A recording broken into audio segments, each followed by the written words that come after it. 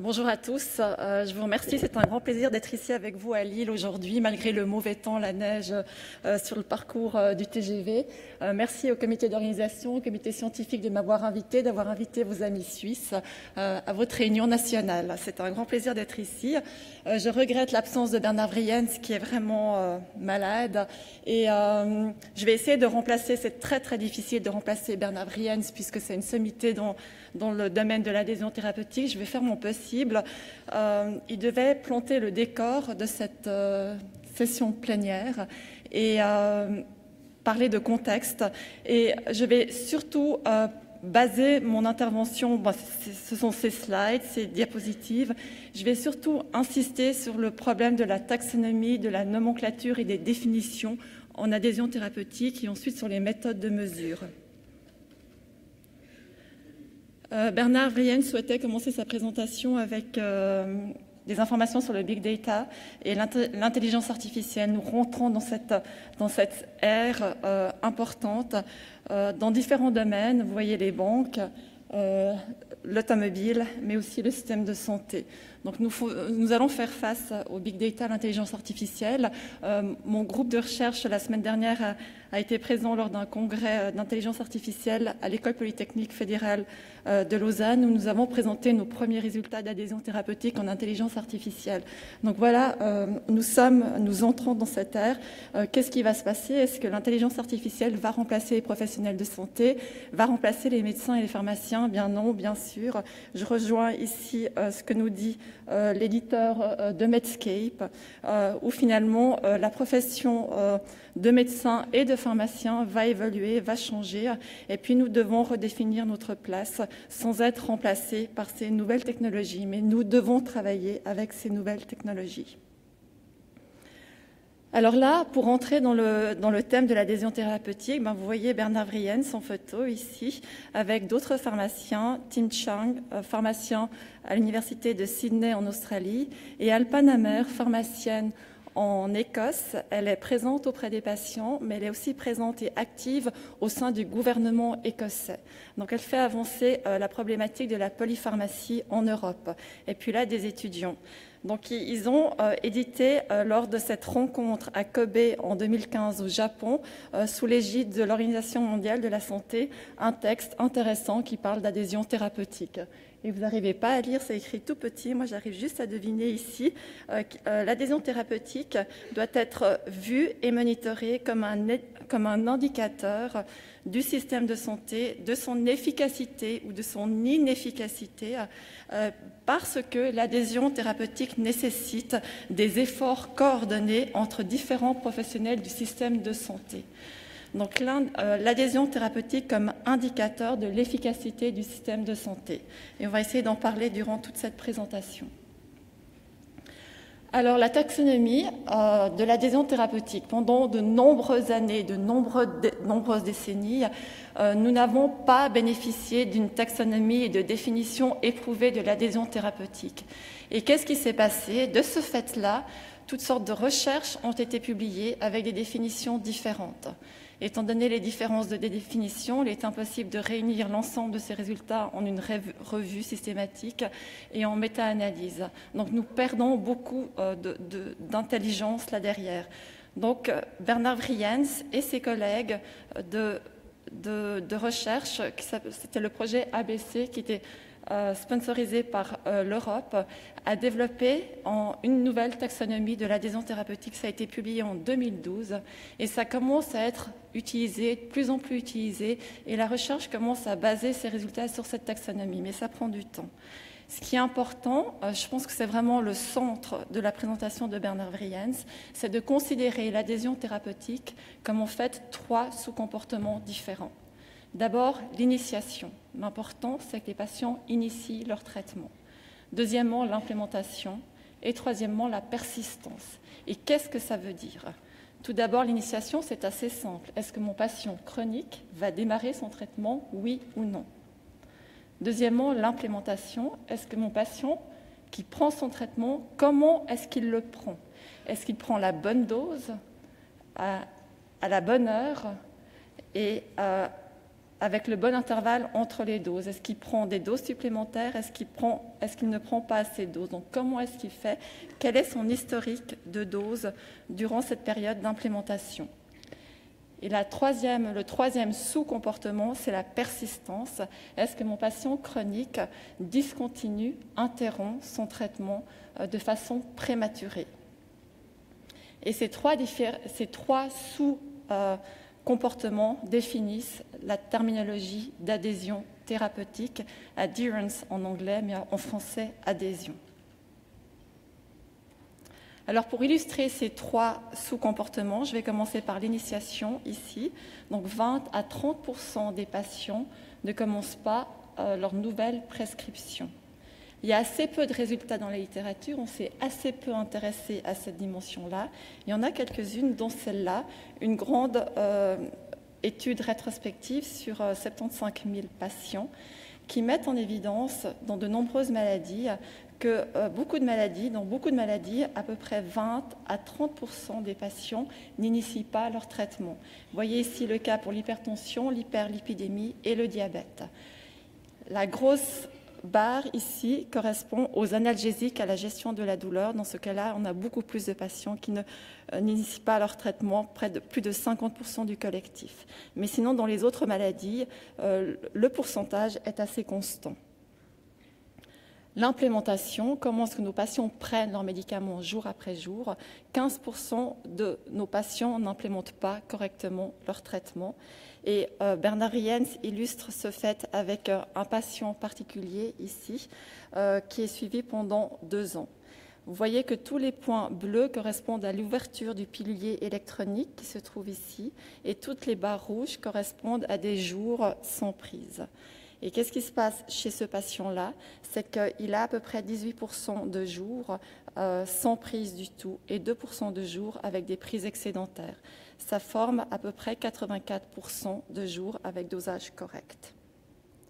Ensuite, quelle est l'implémentation nécessaire? Jusqu'à quel point un patient doit implémenter son traitement? C'est très variable d'un patient à l'autre, de sa pathologie à l'autre et de son traitement à l'autre. Et ça va dépendre aussi de la notion qui est très connue en adhésion thérapeutique, qui est le drugs forgiveness. Est-ce qu'on peut oublier un traitement selon sa demi-vie d'action, sa durée d'action? Et finalement, la discontinuation, et là, on a un grand gap. On a à peu près 40% des patients chroniques qui discontinuent leur traitement de façon prématurée, ici à 12 mois de traitement. Ces données sont basées sur une grande base de données en possession de Bernard Riens, basée sur le pilier électronique avec plus de presque 17 000 participants à ces données. Donc vous voyez ici en bleu, la courbe ici en bleu, qui correspond aux patients qui discontinuent leur traitement au fur et à mesure des 12 mois de suivi. Donc vous voyez qu'ici on arrive à 12 mois de suivi à près de 65% de persistance. La courbe en rouge ici correspond à l'implémentation. Chez les patients qui persistent au fur et à mesure de cette courbe du temps, quel pourcentage d'entre eux implémentent correctement leurs médicaments? Et vous voyez qu'on a un gap ici d'à peu près 15%. Ces données de Bernard Riens sont basées sur un grand nombre de maladies chroniques poolées ensemble que vous voyez ici. La non-adhésion, la non-persistance est particulièrement marquée dans la dépression, comme on le connaît tous. Et puis en rouge, ici, vous avez par exemple l'hypertension et en vert, les pathologies HIV. Donc vous voyez que le trend de non-persistance se retrouve dans toutes les pathologies chroniques. Voilà l'exemple d'un autre patient individuel. C'est un patient qui implémente et persiste sur son traitement de façon exemplaire.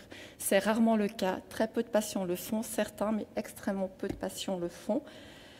Ce patient, par exemple, qui prend ses médicaments 2 fois par jour a un intervalle de prise à peu près 13 heures. Entre l'horaire du matin et l'horaire du soir, c'est excellent, mais c'est rarement le cas.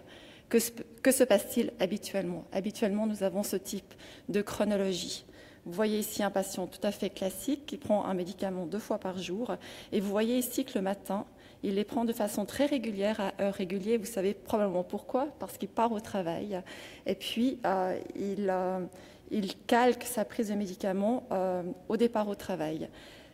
Là, ce sont les week-ends. Donc, on voit très bien que les patients prennent leurs médicaments, mais bien plus tard dans la journée, le week-end.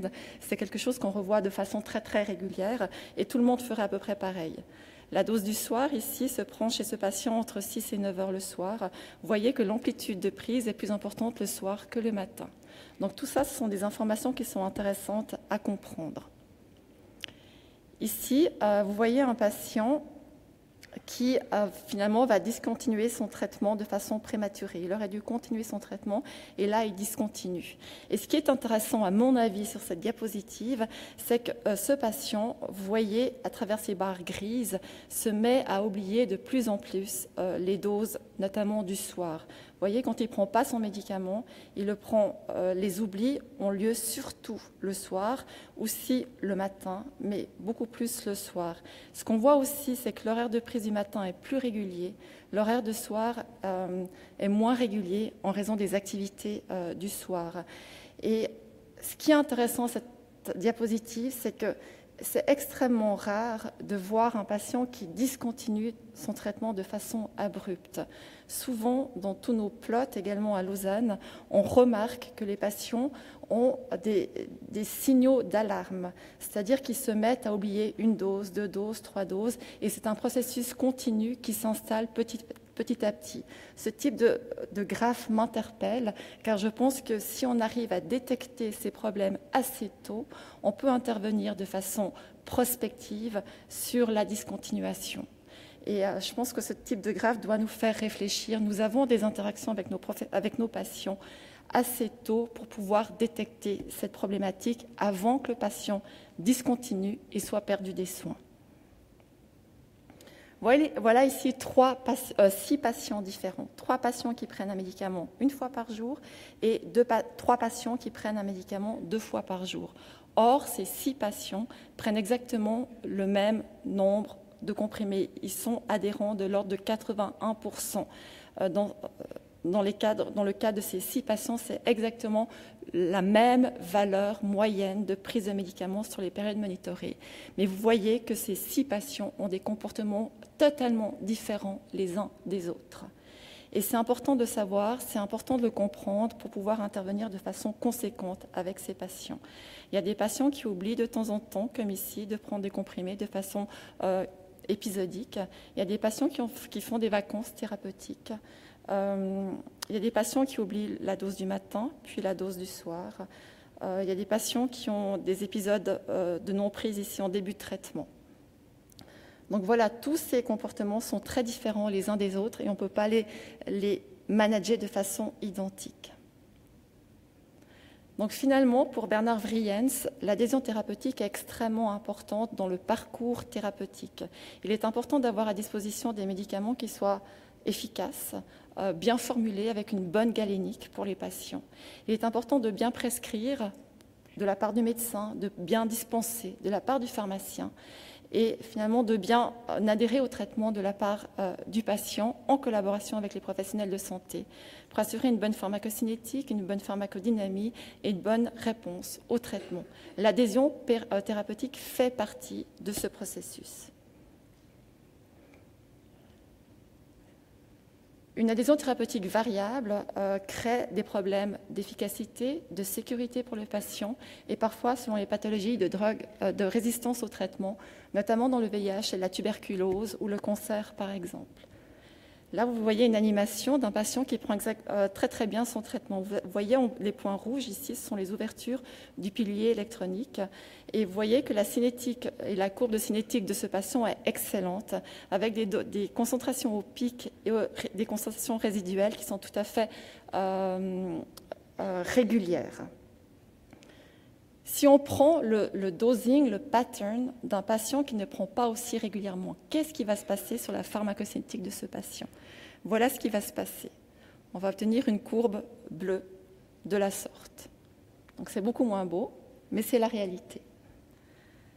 De temps en temps, si le patient surdose, ici, il peut avoir une toxicité occasionnelle, ressentir des effets indésirables. Et ça peut conditionner sa prise de médicaments après ça. Ou alors, comme ici, s'il oublie des doses successives, comme ici, vous voyez que les concentrations plasmatiques deviennent infrathérapeutiques et peuvent mener, comme on le disait tout à l'heure, à des résistances thérapeutiques ou alors à des hospitalisations, à des événements aigus. Donc finalement, le fait d'adresser l'adhésion thérapeutique est vraiment extrêmement importante. D'une part, pour éviter l'escalation des traitements, l'augmentation des doses, et puis éviter de devoir combiner X médicaments différents chez un patient donné. Qu'est-ce qui se passe si un patient ne prend mal ses médicaments? Que se passe-t-il? Son risque, c'est d'être en échec thérapeutique. S'il est en échec thérapeutique, qu'est-ce qui se passe? Sa maladie va progresser, il aura éventuellement des événements aigus. Ça a été très bien démontré dans l'insuffisance cardiaque, par exemple. Qu'est-ce qui se passe? Le médecin va prescrire d'autres traitements, va escalader les doses et va rendre les traitements encore plus complexes. Et qu'est-ce qui se passe finalement si le traitement est plus complexe? Ça induit encore plus de non-adhésion thérapeutique chez un patient qui en avait au préalable. Donc c'est le cycle infernal. Et il faut arrêter ce cycle et essayer de sortir de ce cycle en adressant correctement l'adhésion thérapeutique. Si on revient à notre taxonomie, qui me paraît vraiment essentielle pour adresser correctement les problèmes d'adhésion thérapeutique, comment est-ce qu'on peut faire pour mesurer l'adhésion thérapeutique et ses différents sous-comportements? Donc Bernard Vriens, dans cette publication, a revu les méthodes les plus fréquemment utilisées dans la littérature scientifique. Et je vais essayer de les expliquer pour vous ce matin. D'abord, les méthodes directes. On peut mesurer un taux sanguin, un taux urinaire, donc la pharmacocinétique, et on peut évaluer l'efficacité d'un traitement, l'efficacité clinique d'un traitement. Les problèmes avec ces méthodes-là, c'est que ça nécessite une prise de sang, une collecte de liquide biologique. Ce n'est pas simple, c'est difficile à faire. Ces échantillons sont rares. En général, ils ont lieu à la visite médicale, une fois tous les 3 mois, une fois tous les 4 mois. Donc, ce n'est probablement pas suffisant pour un patient qui a des problèmes d'implémentation.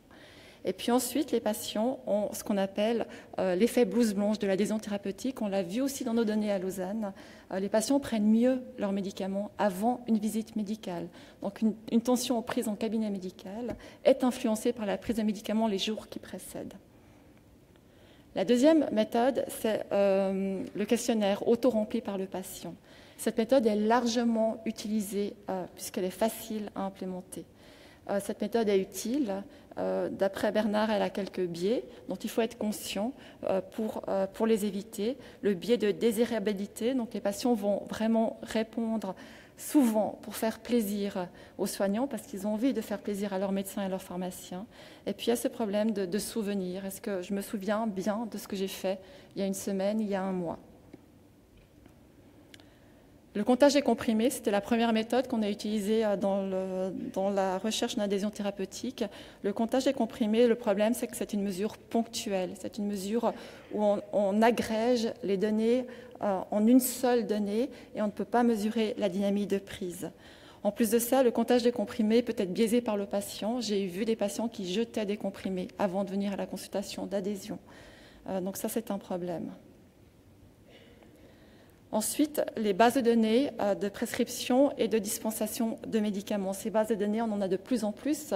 En France, vous avez la chance d'avoir la base de données de la Sécurité sociale. En Suisse, ce n'est pas comme ça, c'est un pays fédéral. On n'a pas de base de données nationale, malheureusement.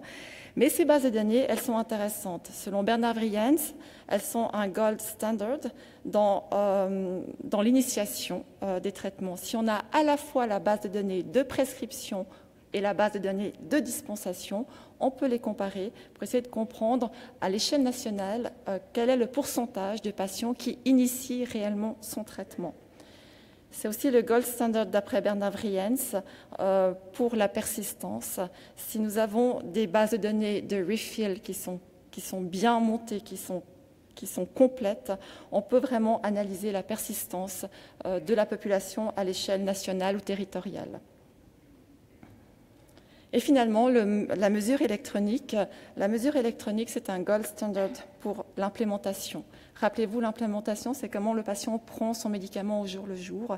Et le pilier électronique permet vraiment d'être au plus proche de ce comportement du patient et de mesurer la dynamique de prise.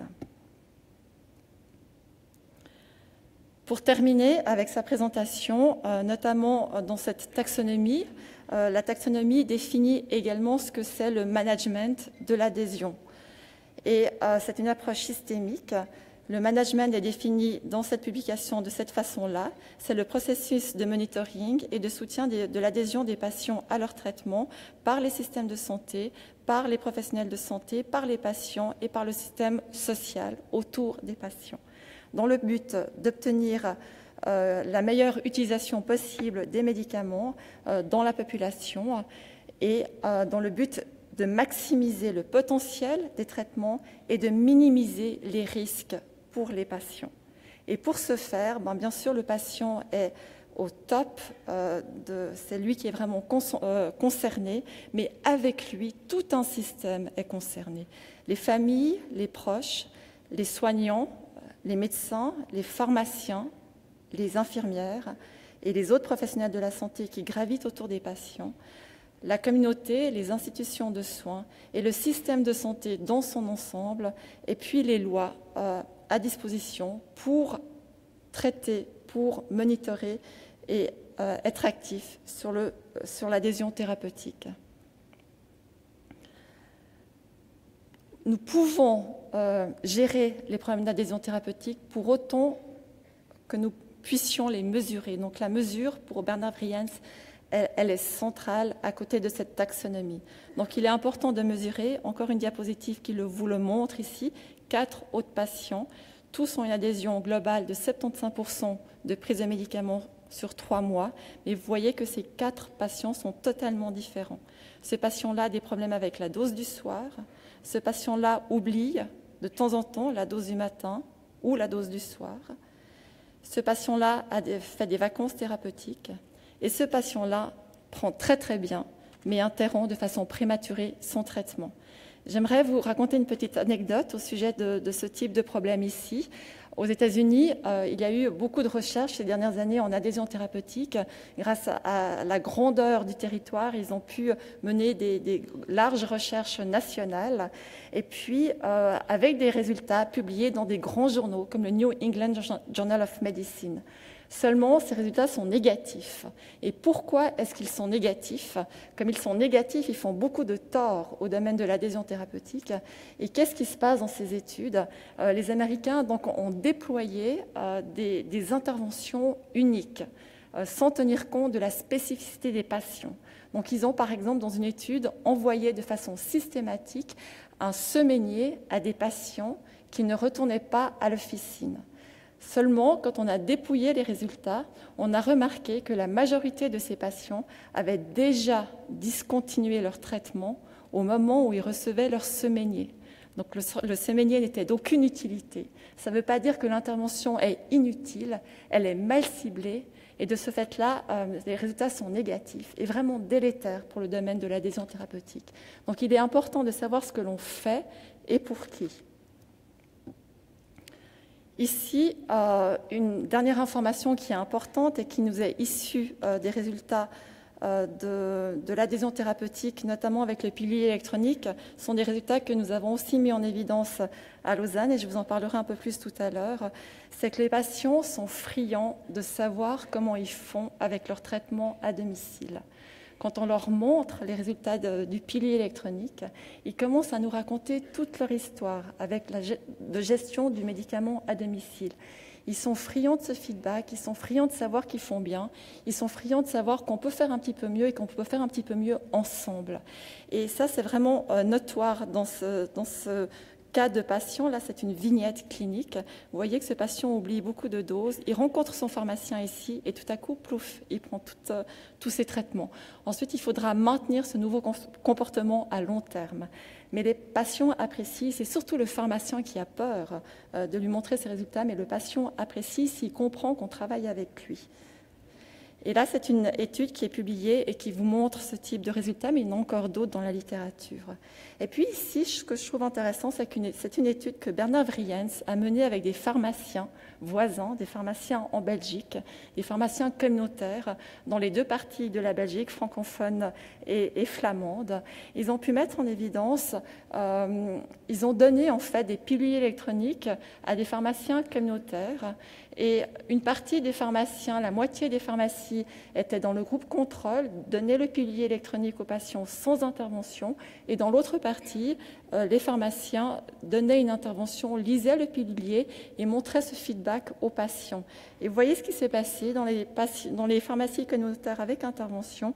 L'adhésion thérapeutique à la statine, c'était une statine dans ce pilulier, était bien meilleure que les patients du groupe contrôle. Il y a une différence de 15%, qui est une différence en termes d'adhésion thérapeutique qui est massive. Donc on arrive à améliorer l'adhésion thérapeutique de nos patients en officine et engager les pharmaciens dans cette démarche. Alors Bernard a envie de nous dire finalement que prendre en charge l'adhésion thérapeutique, c'est un travail qui est difficile. Je vais interpréter un petit peu son message ici parce que je ne suis pas tout à fait sûre qu'il soit difficile. C'est un travail qui est conséquent, certes, mais c'est un travail qui nécessite des compétences cliniques. Savoir ce qu'on fait avec nos patients. Il faut surtout individualiser la prise en charge. Pour Bernard, en termes d'initiation, et je suis d'accord avec lui, il est important d'éduquer nos patients. Et en France, vous avez à disposition vos programmes d'éducation thérapeutique. Et c'est extrêmement important au moment de l'initiation des traitements. Mais ce n'est pas suffisant. Ensuite, il faut que le patient participe au choix. Ça me paraît déterminant aussi dans cette notion de choix partagé entre le professionnel de santé et le patient.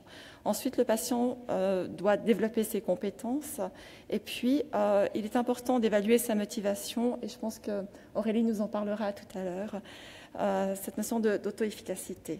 Ensuite, en termes d'implémentation, il est important que le patient se mette à ritualiser la prise de son traitement à domicile. Donc il faut l'accompagner, je pense qu'il est important de l'accompagner pour apprendre à ritualiser cette prise. Elle n'est pas évidente, elle ne va pas de soi pour beaucoup de nos patients.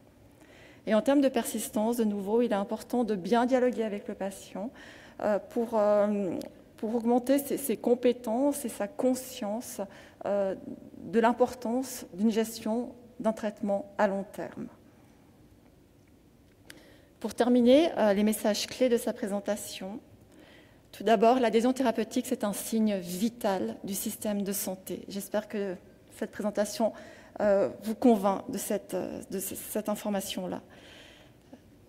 Ça nécessite un monitoring, une mesure. Bernard va jusqu'au point de parler de mesures automatisées. Je n'irai pas jusque-là, mais je pense qu'effectivement, avec le e-health, on va dans cette direction-là. Donc la mesure est importante pour permettre de bien prescrire, de bien dispenser. Et ceci doit être managé et bien managé par le pharmacien de façon interprofessionnelle avec ses collègues médecins, infirmières et autres. Donc ceci nécessite d'intégrer ce management dans le système de soins qui devient un indicateur de qualité. Donc la boucle est bouclée dans sa vision du problème de l'adhésion thérapeutique et de façon d'y accéder comme signe vital d'un système de santé. Vous avez l'adresse email de Bernard Vriens. Il est vraiment désolé de ne pas être là avec vous aujourd'hui, mais il est à votre disposition sur son adresse email pour répondre à toutes vos questions. Je vous remercie.